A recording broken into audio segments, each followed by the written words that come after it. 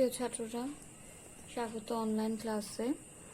এবং তোমরা হয়তো ইদানিং ব্যাপারটা একটু মনোটোনাস হয়ে যাচ্ছে কিনা জানি না, যে ফিজিক্স ক্লাসটা কন্টিনিউ থাকছে, যেহেতু বলেছি যে মাঝখানে কিছু ক্লাস আমার গ্যাপ গেছে অসুস্থতার কারণে, এবং পাশাপাশি সিলেবাস শেষ করার যে ফ্যাক্টর রয়েছে, দুটি কারণ মিলিয়ে যেদিন রুটিনে ক্লাস নেই সেদিন কিছু এক্সট্রা ক্লাস তোমাদের জন্য দেওয়া হচ্ছে, যাতে তোমাদের সিলেবাসটা শেষ হয়, তোমরা ভালোভাবে প্রিপারেশন নিতে পারো সেই সুবিধার্থে। তো আমরা চ্যাপ্টার 9 তরঙ্গ নিয়ে আলোচনা করছি, এবং গত ক্লাসে শেষ করেছিলাম অগ্রগামী তরঙ্গের সমীকরণ দিয়ে। অগ্রগামী তরঙ্গের যে শর্তগুলো সেগুলো দেখেছি। আজকে শুরু করব যেটা দিয়ে, সেটা হচ্ছে মুক্ত ও পরবশ কম্পন। মুক্ত কম্পন আর পরবশ কম্পন বলতে কি বোঝায়, এই অংশটা থেকে মূলত তোমাদের জ্ঞানমূলক প্রশ্ন এবং অনুধাবনমূলক প্রশ্ন এসে থাকে। তো প্রত্যেকটা পদার্থের নিজের একটা সে যখন কাঁপতে থাকে, প্রত্যেকটা পদার্থের একটা নিজস্ব কম্পাঙ্ক থাকে।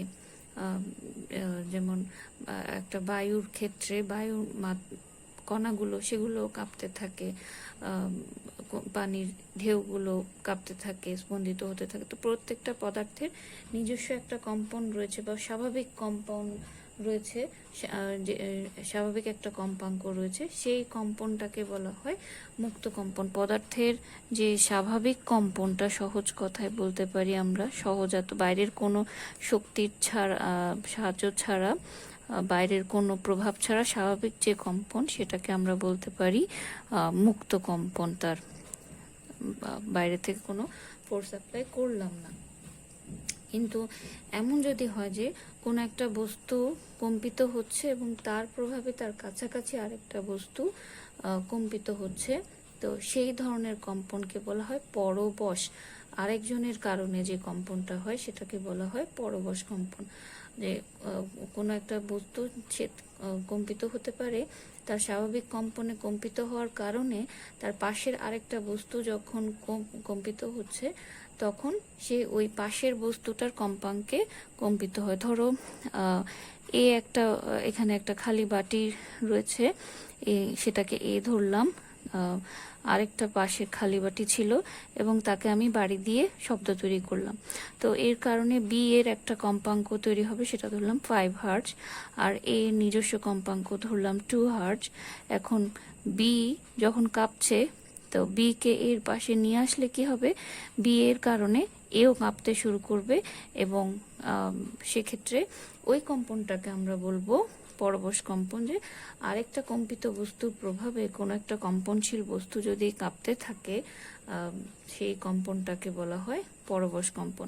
তাহলে মুক্ত কম্পন হচ্ছে কোনো বস্তুর স্বাভাবিক বা নিজস্ব কম্পন, আর পরবশ কম্পন হচ্ছে তার উপর পরবশ কম্পন, তার উপর হচ্ছে আরোপিত কম্পন, অন্য একটা বস্তু দ্বারা আরোপ করা হলো সেই ধরনের কম্পন। ঠিক আছে, এখন মুক্ত কম্পন আর পরবশ কম্পনের পার্থক্য কি? মুক্ত কম্পন যেহেতু বস্তুর স্বাভাবিক কম্পন, এক্ষেত্রে বিস্তার কিছুটা কম হয়।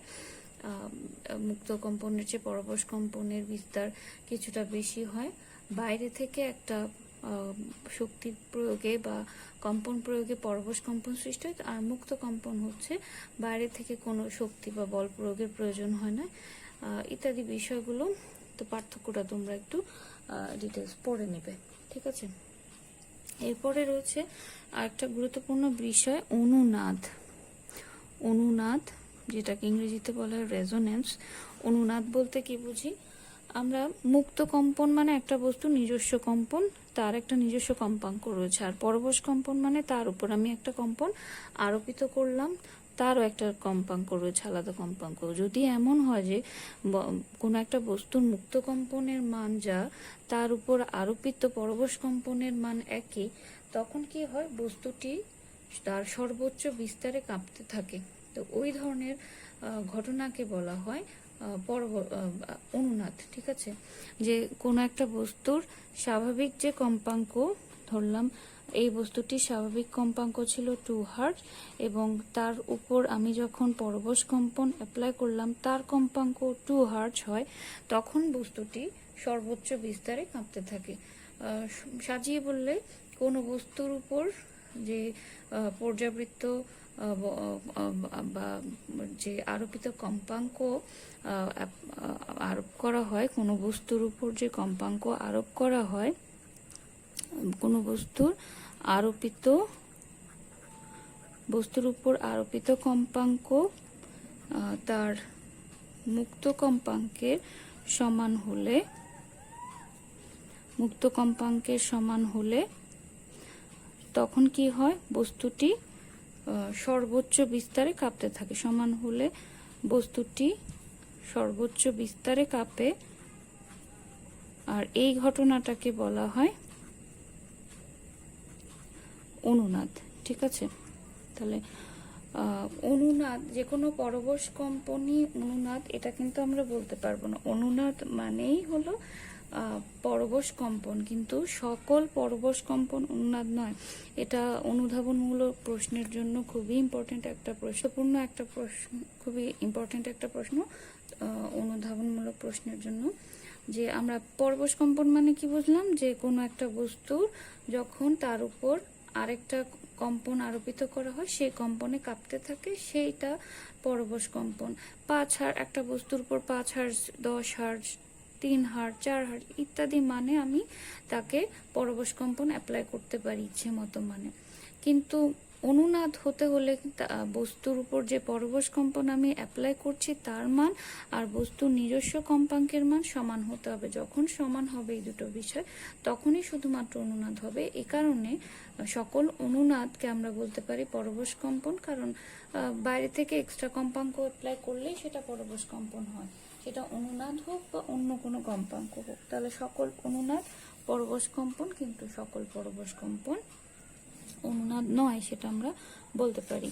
এরপরে রয়েছে তীব্রতা। শব্দের তীব্রতা, শব্দ নিয়েই তো আমরা কথা বলছি, এবং তীব্রতা লেভেল বলতে কি বোঝায়? শব্দের ক্ষেত্রে তীব্রতা আমরা গত ক্লাসেও পড়েছি, তীব্রতার ইকুয়েশন। শব্দের ক্ষেত্রে তীব্রতা একটা টার্ম, শব্দোচ্চতা আলাদা একটা টার্ম। শব্দোচ্চতা হচ্ছে একটা শব্দ কতটুকু জোরালো হচ্ছে, কিরকম হচ্ছে সেটা বোঝার অনুভূতি। কতটুকু জোরালো সেই বোঝার অনুভূতিটা হচ্ছে আমার শব্দোচ্চতা। আর শব্দের তীব্রতা আমরা সংজ্ঞাত পড়েছি, গত ক্লাসেও পড়েছি, যে প্রতি একক তরঙ্গ প্রবাহের দিকের সাথে প্রতি একক ক্ষেত্রফলে যে পরিমাণ প্রতি এক সময় যে পরিমাণ শক্তি প্রবাহিত হয় তাকে বলা হয় শব্দের তীব্রতা। তীব্রতা সমান গত ক্লাসে আমরা দেখেছি আই সমান বলেছিলাম তোমাদেরকে P divided by A square, P divided by A প্রতি একক, অথবা ই বাই টি বাই এ। তো এখান থেকে আমরা তীব্রতার যে এককটা পাই, একক লিখতে পারি কি, তীব্রতার একক লিখতে পারি পি বাই এ হিসেব করে watt per metre square, watt metre inverse 2। এককটা মনে রাখাটা ইম্পর্টেন্ট। এটা গেল তীব্রতার লেভেল কি, শব্দের তীব্রতার একক ওয়াট মিটার ইনভার্স 2 হলেও, এখানে তীব্রতার একক ওয়াট মিটার ইনভার্স 2 হলেও শব্দের যখন তীব্রতা পরিমাপ করা হয় সেটা প্রমাণ তীব্রতার সাপেক্ষে পরিমাপ করা। তাহলে আমাদের প্রমাণ তীব্রতা কি সেটা জানার প্রয়োজন আছে। প্রমাণ তীব্রতা কি, যে 1000 হার্জ কম্পাঙ্ক বিশিষ্ট শব্দ, 1000 হার্জ কম্পাঙ্ক বিশিষ্ট শব্দের ক্ষেত্রে শ্রাব্যতার সীমা হলো, অর্থাৎ শ্রাব্যতার যে সীমা বা তীব্রতার মান 10⁻² watt metre, 10⁻12 watt metre inverse 2। 1000 hertz কোনো কম্পাঙ্ক বিশিষ্ট শব্দের তীব্রতা হচ্ছে 10⁻12 ওয়াট মিটার ইনভার্স 2। আর এই 1000 হার্জ কম্পাঙ্ক বিশিষ্ট শব্দকেই বলা হয় প্রমাণ তীব্রতা বা আদর্শ তীব্রতা। তাহলে আদর্শ তীব্রতা কি? 1000 হার্জ কম্পাঙ্ক বিশিষ্ট 10⁻12 ওয়াট মিটার ইনভার্স টু তীব্রতার যে শব্দ তাকে বলা তীব্রতা, সেটাকে বলা হয় প্রমাণ তীব্রতা। ঠিক আছে, তাহলে তীব্রতা লেভেল কি? এবার যদি তীব্রতা লেভেল বলতে চাই, তীব্রতা লেভেল কিভাবে আমরা ডিনোট করি? সবসময় দেখবে শব্দের তীব্রতা বোঝাতে ডেসিবেল এককটা ব্যবহার করা হয়, বেল বা ডেসিবেল একক ব্যবহার করা হয়।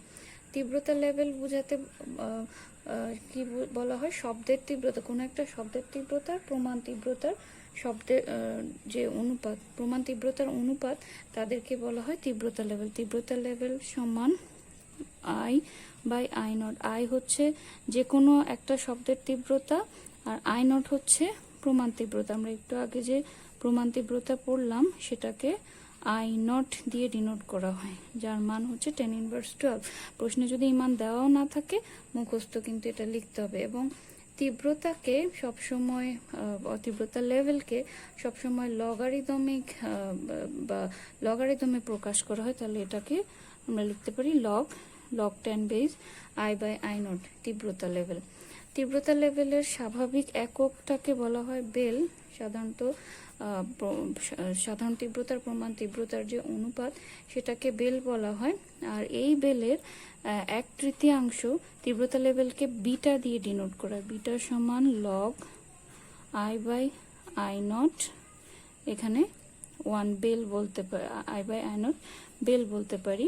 এখন আর এর 1/10 যদি হিসেব করা হয়, বেলের 1/10, তাহলে বেলে যা মান পেয়েছি তাকে যদি 10 দিয়ে ভাগ করি যেটা পাবো সেটাকে বলা হয় ডেসিবেল বা সংক্ষেপে ডিবি। ডিবি বলতে এখানে কি বোঝাচ্ছে? ডেসিবেল।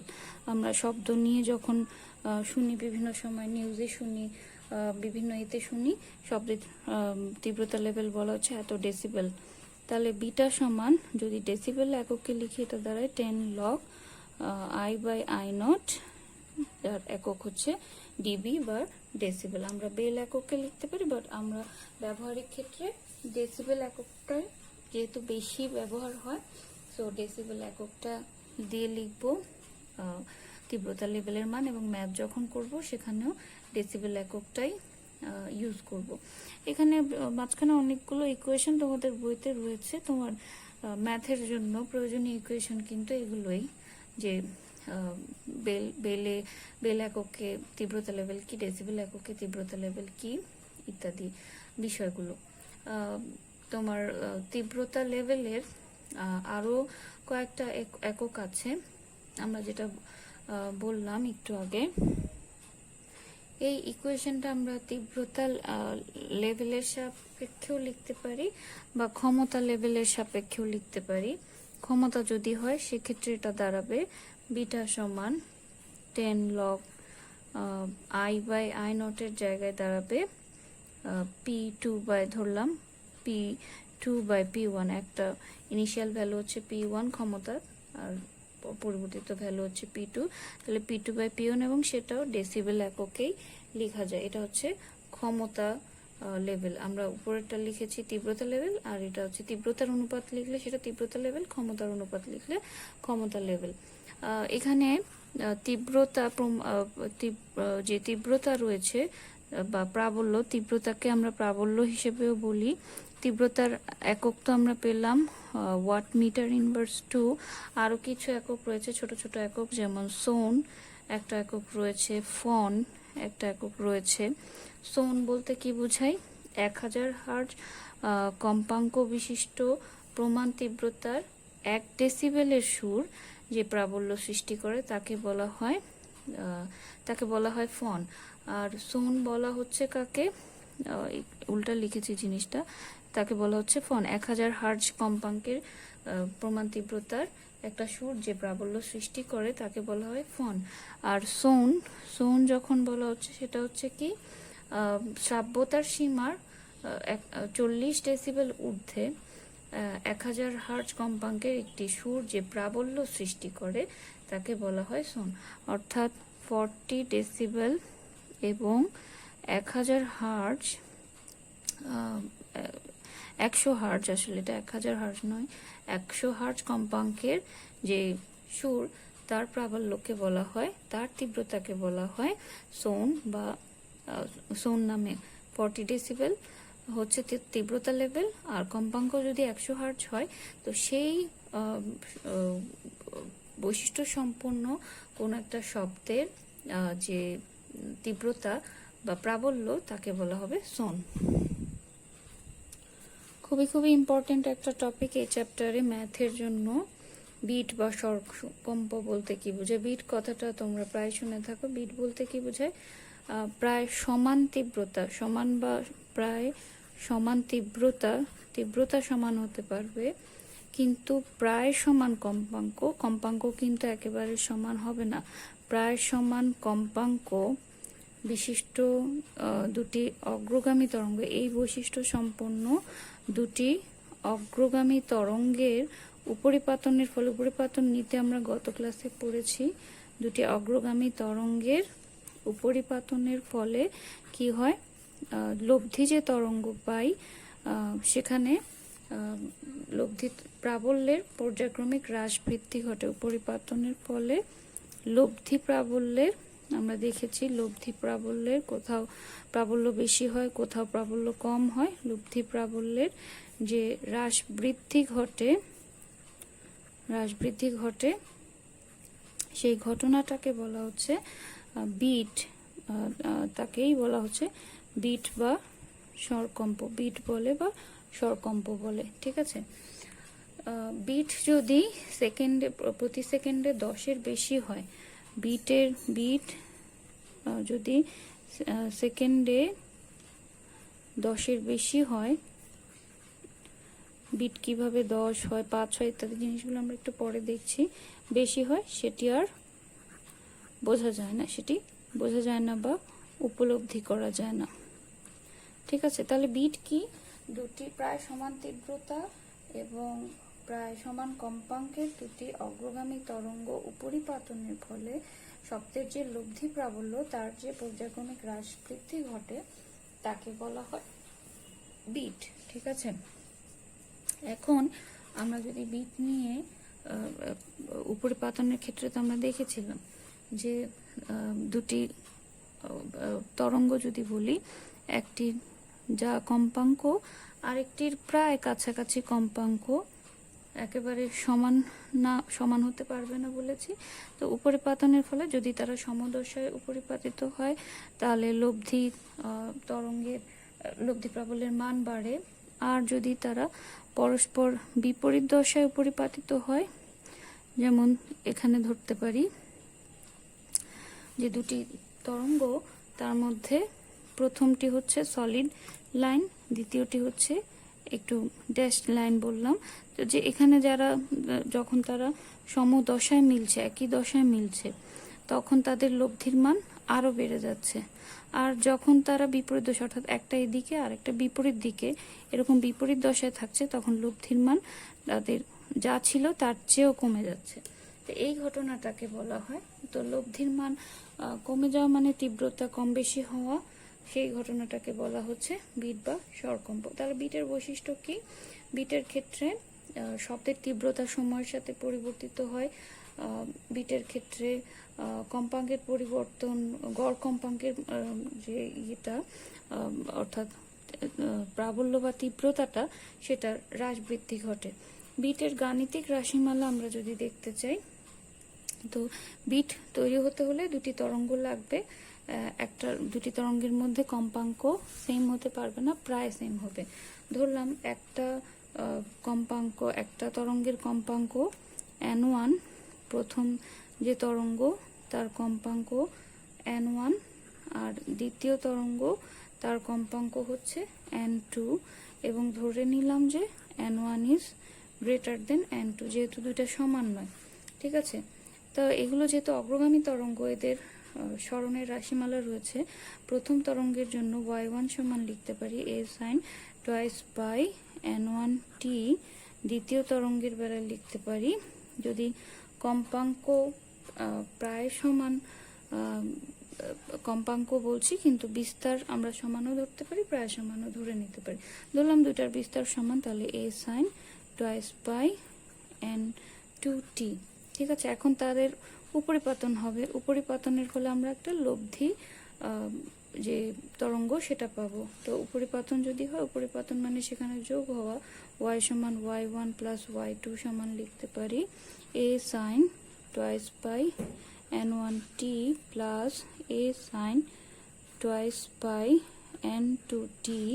এখান থেকে a কমন নিলে sin twice pi n1t plus sin twice pi n2t। এখানে sin a plus sin b সূত্র যেমন গত ক্লাসে দেখিয়েছিলাম স্থির তরঙ্গের রাশিমালা নির্ণয়ের সময়, এটাকে যদি a ধরি, এটাকে যদি b ধরি, তাহলে sin a plus sin b trigonometric সূত্র অনুসারে এটি দাঁড়াবে twice a sin a plus b by 2। a plus b মানে একেবারে যদি লিখি twice pi n1 plus n2 into t by 2। আমরা যেহেতু এইটা প্লাস এটা যদি করি, যা যা কমন বিষয়গুলো আছে সেগুলো বাইরে রাখলে n1 প্লাস n2 লিখতে পারি। সেই হিসেবে একেবারেই করলাম জিনিসটা cos a minus b by 2, that means twice pi into n1 minus n2 divided by 2 into t। এখানে সূত্র কি লিখলাম, আমি সূত্রটা আবারও লিখে দিচ্ছি। ট্রিগোনোমেট্রিক যে সূত্র, sin a plus sin b সমান সমান সমান লিখতে পারি 2 sin a plus b by 2 cos a minus b by 2। ঠিক আছে, এই সূত্র অ্যাপ্লাই করে আমরা এটা করেছি।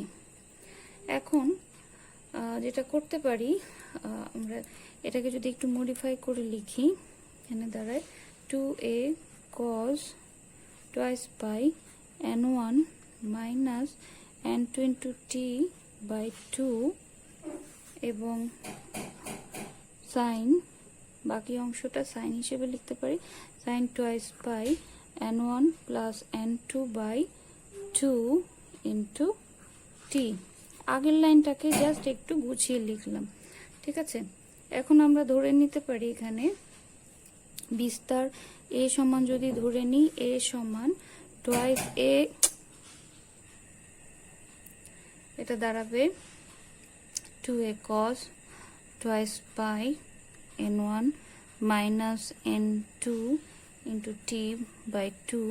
এটাকে যদি আমরা বিস্তার হিসেবে কাউন্ট করি, ঠিক আছে, এবং n সমান n1 plus n2 divided by 2, এটা আমরা ধরে নিচ্ছি।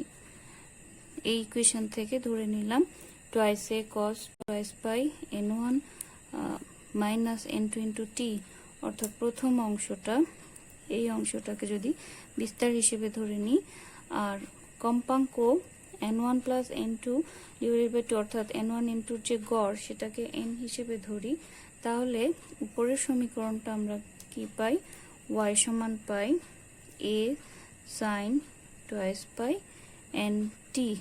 ঠিক আছে, তাহলে এটা বিটের গাণিতিক রাশিমালা যদি বলা হয়, দুটি অগ্রগামী তরঙ্গের উপরিপাতনের ফলে বিট সৃষ্টির জন্য যে লব্ধি তরঙ্গ পাই তার সরণের ইকুয়েশন হচ্ছে এটা। এখন এই ইকুয়েশন আমরা বিস্তার যেটা ধরলাম twice a cos twice pi n1 minus n2 by 2 into t, বড় একটা টার্ম, এই বিস্তারের মান সর্বোচ্চ কখন হবে, সর্বনিম্ন কখন হবে, সেটা আমরা নির্ণয় করতে পারি। এই বিস্তারের মান সর্বোচ্চ সময়, কোন সময় সর্বোচ্চ হবে, কোন সময় সর্বনিম্ন হবে। তো বিস্তারের মান সর্বোচ্চ হওয়ার জন্য cos এর মানটা সর্বোচ্চ হতে হবে, অর্থাৎ এখানে cos এর যে টার্মটা সেটাকে আমরা প্লাস মাইনাস 1 হিসেবে লিখতে পারি, যে cos twice pi t into n1 minus n2 by 2 is equals plus minus 1, অর্থাৎ বিস্তারে cos এর যে টার্মটা এটা যদি প্লাস মাইনাস 1 হয় তখন বিস্তার সর্বোচ্চ হয়। সেটা কখন হয়, twice by t into n1 minus n2 divided by 2 সমান সমান cos এর মান প্লাস মাইনাস 1 কখন পাই, যখন 0 পাই টুয়াইস পাই।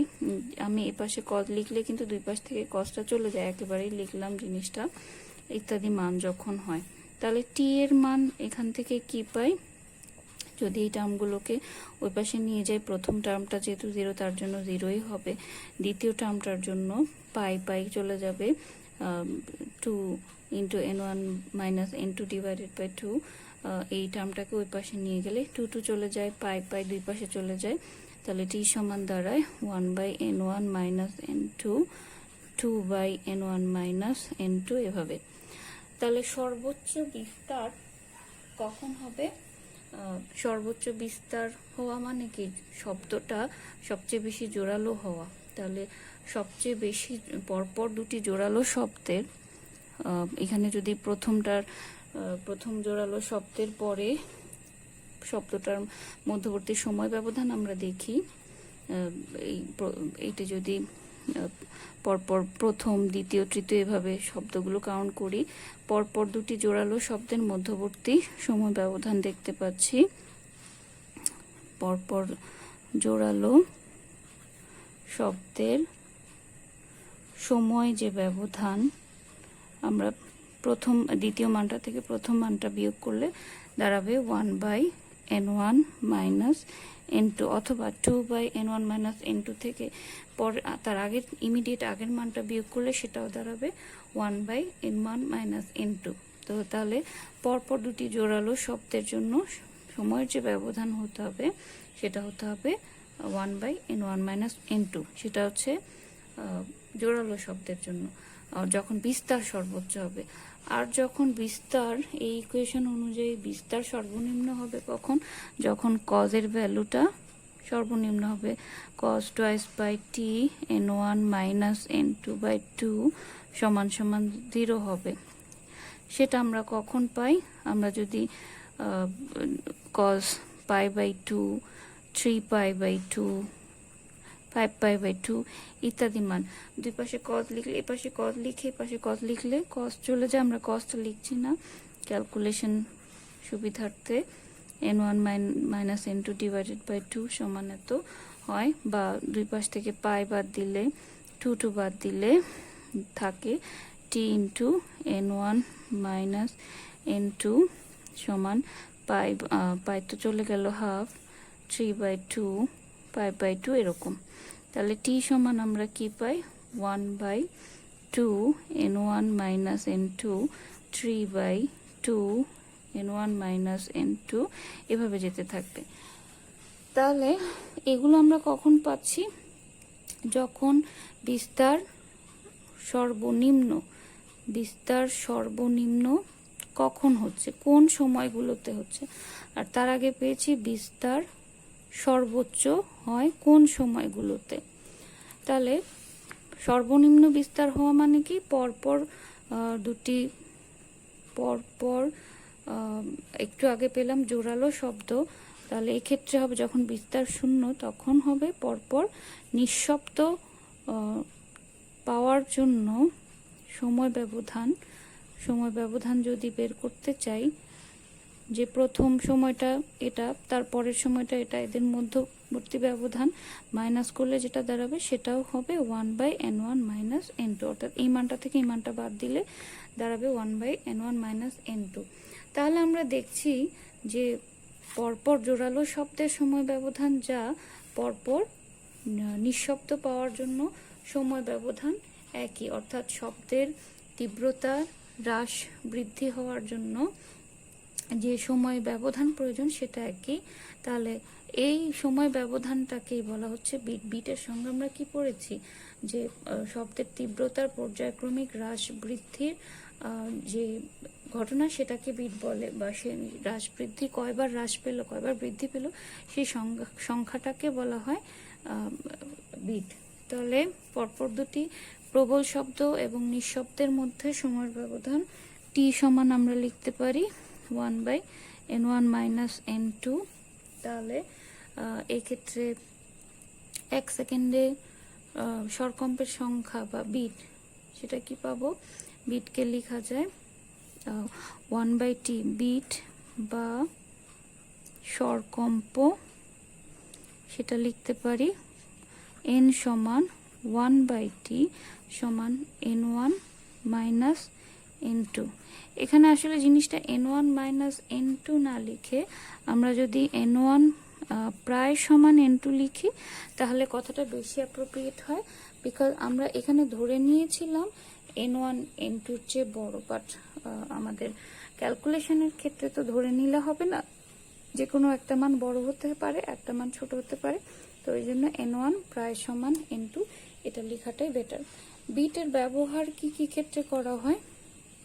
আমরা যদি বলি বিট ব্যবহার করি কোথায়, সেটা হচ্ছে প্রথমত সুরশলাকার অজ্ঞাত কম্পাঙ্ক নির্ণয়, সুরশলাকার কম্পাঙ্ক নির্ণয় ব্যবহার করা হয়। খনিতে যে দূষিত বাতাস থাকে, খনিতে দূষিত বাতাস আছে কিনা, দূষিত বাতাসের অস্তিত্ব নির্ণয়। আর ব্যবহার করে থাকি বাদ্যযন্ত্রাদির ক্ষেত্রে, বাদ্যযন্ত্র সেসব ক্ষেত্রে বিটের ব্যবহার। সেই থার্ড ব্যবহারটা তোমরা সবাই ভালোই জানো বোধহয়, বাট আমাদের ম্যাথের জন্য বেশি ইম্পর্টেন্ট হলো সুরশলাকার অজানা কম্পাঙ্ক নির্ণয়। সেটা কিভাবে নির্ণয় করতে হয়? তিনটা ব্যবহার কথা বলছিলাম, সুরশলাকার কম্পাঙ্ক, খনিতে দূষিত বাতাসের অস্তিত্ব নির্ণয়, আর বাদ্যযন্ত্র ক্ষেত্রে। তো সুরশলাকার ব্যাপারটা আমরা একটু দেখি, যে সুরশলাকার সাহায্যে অজানা কম্পাঙ্ক নির্ণয় সেটা কিভাবে নির্ণয় করা হয়। তো সেজন্য করা হয় কি, দুটা সুরশলাকা বা টিউনিং ফর্ক নেওয়া হয়, ইউ শেপড দুটা লোহার প্যাডেল দিয়ে তার নিচে দিয়ে সুরশলাকা বানানো হয়, এরকম ইউ শেপড হয় সুরশলাকা। তার মধ্যে একটার কম্পাঙ্ক থাকে অজানা, দুইটি সুরশলাকা নেওয়া হয়, আর একটার কম্পাঙ্ক থাকে জানা। তো যে কোনো একটা হচ্ছে জানা কম্পাঙ্কের, আর একটা হচ্ছে অজানা কম্পাঙ্কের। তো এই দুটাকে একসঙ্গে কম্পিত করে তাদের মধ্যবর্তী বিটের পার্থক্যটা দেখা হয়, অর্থাৎ n ইজ এখানে ইকুয়াল নয়, n1 আর n2। প্রথম অজানা যে সুরশলাকা তার কম্পাঙ্ক ধরলাম, অজানা সুরশলাকার কম্পাঙ্ক, জানাটা ধরে নিলাম n1, অজানাটা ধরে নিলাম n2। এই অবস্থায় আমরা অজানাটা যেহেতু জানি না, সেটা জানাটার চেয়ে বড় হতে পারে, ছোট হতে পারে, তাহলে বিট হবে তাদের কম্পাঙ্কের পার্থক্য, এই দুটি সুরশলাকার কম্পাঙ্কের পার্থক্য। তো পার্থক্য বের করার জন্য কি করা হয়, প্রথমে অজানা কম্পাঙ্কের যে সুরশলাকা রয়েছে সেটাকে মোম দিয়ে কিছুটা ভারী করা হয়। অজানা কম্পাঙ্কের সুরশলাকাটাতে একটু মোম লাগিয়ে ভারী করা হবে। তো ভারী করা মানে তার কোনো কিছু একটা ভারী হওয়া মানে তার কম্পাঙ্ক হ্রাস পাওয়া। কম্পাঙ্ক হ্রাস পেলে এরপর দুটি সুরশলাকা আবার একসাথে বাজানো হয়, শব্দায়িত করা হয়। তারপর যদি বিটের সংখ্যা বাড়ে তাহলে ধরতে হবে n2 is greater than n1। আমি কি করলাম, প্রথমত অজানা কম্পাঙ্কের যে সুরশলাকা সেটাতে মোম লাগানো হলো, মোম লাগানো হওয়া মানে সেখানে কম্পাঙ্ক হ্রাস পেল অজানা সুরশলাকার, অজানার জন্য বলছি কম্পাঙ্ক হ্রাস। তারপর সেটাকে আবার দুটিকে একসঙ্গে কম্পায়িত করা হয়। তার ফলে যদি বিটের সংখ্যা বাড়ে, এর ফলে যদি বিট বাড়ে তাহলে আমরা বলতে পারি n2 is greater than n1। আর যদি উল্টা হয়, বিট কমে, সেক্ষেত্রে বলতে পারবো বিট বাড়া মানে n2 is greater than n1 হয়ে যাওয়া মানে আমরা লিখতে পারি n সমান n2 মাইনাস n1। যেহেতু অলরেডি বলতে পারছি আমরা n2 is greater than n1, তাহলে আমরা এখান থেকে অজানা কম্পাঙ্ক n2 সমান লিখতে পারি n প্লাস n1। ঠিক আছে, এভাবে অজানা কম্পাঙ্কের মান নির্ণয় করা যায়। ঠিক উল্টাটাও করা যায়, যে অজানা কম্পাঙ্কের যে সুরশলাকার রূপ, তার আমরা তো এখানে কম্পাঙ্ক কমিয়ে দিলাম ভর লাগিয়ে। আমরা যদি উল্টাটা করি, যে অজানা কম্পাঙ্কের সুরশলাকার একটা বাহু কিছুটা ঘষে তার ভর কমানো হয়, সেক্ষেত্রে ভর কমালে তার কম্পাঙ্ক বৃদ্ধি পাবে, উল্টাটা হবে। এবং তার ক্ষেত্রে যদি আবার বিট হ্রাস পাওয়া বৃদ্ধি পাওয়ার ব্যাপারটা রয়েছে, বিট হ্রাস পেলে একরকম হয়, বিট বাড়লে একরকম হয়। ঠিক আছে, তো এই প্রসেসে আমরা অজানা কম্পাঙ্ক, একটা সুরশলাকার অজানা কম্পাঙ্ক নির্ণয় করতে পারি। একটা জানা কম্পাঙ্কের সুরশলাকার সাথে কম্পেয়ার করে একটা অজানা কম্পাঙ্কের অজানা কম্পাঙ্কের সুরশলাকা তার কম্পাঙ্ক নির্ণয় করতে পারি। এই জিনিসটা আরেকটু ক্লিয়ার হবে তোমাদের যদি ম্যাথ প্র্যাকটিস করো, এবং ম্যাথে আমি একটা শর্ট প্রসিডিউর দেখিয়ে দেব তোমাদের এই রিলেটেড যে ম্যাথগুলো আছে সেগুলোর জন্য। তো আশা করি ম্যাথ নিয়ে সেরকম প্রবলেম হবে না। দ্বিতীয় ব্যবহারটা আমরা বলেছি যে খনিতে দূষিত বাতাসের অস্তিত্ব নির্ণয়। সেক্ষেত্রে কি করা হয়, খনিতে দুটি আর্গন নল নেওয়া হয়। আর্গন নল, তো এই দুটি আর্গন নলের ফাংশন কি, দুটি আর্গন নলের একটাতে নেওয়া হয় বিশুদ্ধ বাতাস, আর একটাতে নেওয়া হয় দূষিত বাতাস, খনির দূষিত বাতাস। খনির বাতাসটা নেওয়া হয় দুটো আর্গন নলে। তারপর কি করা হয়, এই আর্গন নলে শব্দ উৎপন্ন করা হয় দুটিতে একসাথে। এখন যদি খনির বাতাস বিশুদ্ধ না হয়, তাহলে নল দুটিতে কম্পাঙ্কের প্রভেদ থাকবে। বিশুদ্ধ হলে কম্পাঙ্ক একই হবে যদি দুই জায়গার বাতাস একই রকম হয়, আর যদি বিশুদ্ধ না হয় তাহলে তাদের মধ্যে কম্পাঙ্কের পার্থক্য থাকবে, আর সেখানে বিট সৃষ্টি হবে, স্বরকম্প সৃষ্টি হবে, কারণ কম্পাঙ্কের পার্থক্য থাকলেই বিট সৃষ্টি হয়। আর যদি কম্পাঙ্ক একই হয় সেক্ষেত্রে বিট সৃষ্টি হবে না। তাহলে দুই জায়গার বাতাস দুই রকম হলে কম্পাঙ্ক দুই রকম হবে, সেখানে বিট সৃষ্টি হবে। বিট সৃষ্টি হলে আমরা ধরে নিব খনির বাতাস দূষিত। আর বাদ্যযন্ত্রের ব্যাপারটা তো তোমরা জানোই, বাদ্যযন্ত্রে বিভিন্ন ধরনের যন্ত্রগুলোকে একসঙ্গে বাজিয়ে আগে কিন্তু প্র্যাকটিস করা হয়, একসঙ্গে বাজিয়ে বিট তৈরি করা হয়, বিট সৃষ্টি করা হয়। তো বিট নিয়ে এ হচ্ছে আমাদের মোটামুটি কথা। আমরা পরের ক্লাসে বিটের ম্যাথ এবং এই চ্যাপ্টারের ম্যাথগুলো দেখবো, এবং লাস্টে দুটি ছোট ছোট টপিক রয়েছে। আরেকটা এক্সট্রা ক্লাস তোমাদের জন্য দিব, শেষ এক্সট্রা ক্লাস এই চ্যাপ্টারের উপর। যদিও 29 তারিখ তোমাদের লাস্ট ক্লাস হওয়ার কথা, তারপরেও যদি প্রয়োজন হয় টিচার এক্সট্রা ক্লাস দিতে পারে। সেই হিসেবে আরেকটা এক্সট্রা ক্লাস তোমাদেরকে আমি প্রোভাইড করব, এবং সেখানে এই চ্যাপ্টারের ম্যাথগুলো নিয়ে আলোচনা করব আশা করছি। ধন্যবাদ তোমাদেরকে, ভালো থেকো।